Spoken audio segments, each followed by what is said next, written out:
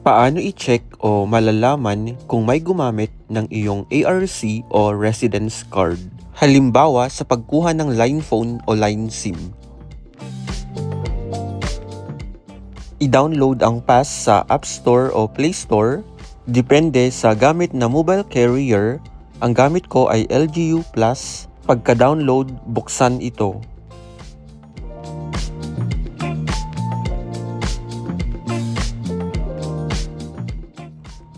Pindutin ang Hog-in. Ilagay ang pangalan, resident registration number, at phone number.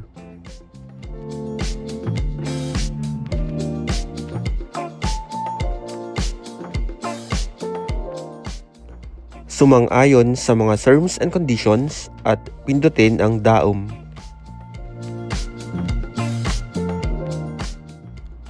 Ilagay ang 6-digit verification code na pinadala sa iyong phone number. Maglagay ng 6-digit password at ulitin ito.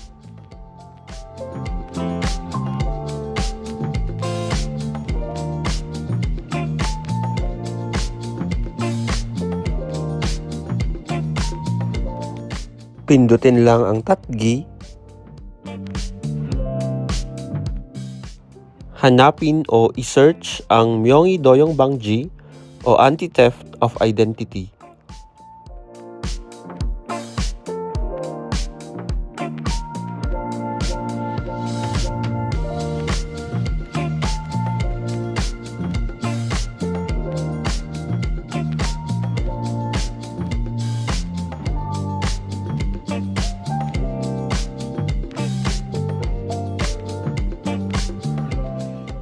Pindutin ito, Myongyi Doyong Bangji.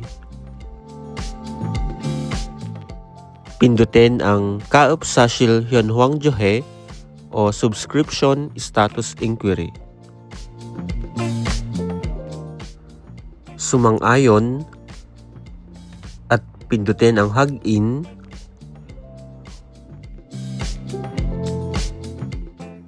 Ilagay ang last 6 digits ng iyong resident registration number at pindutin ang Hog-in.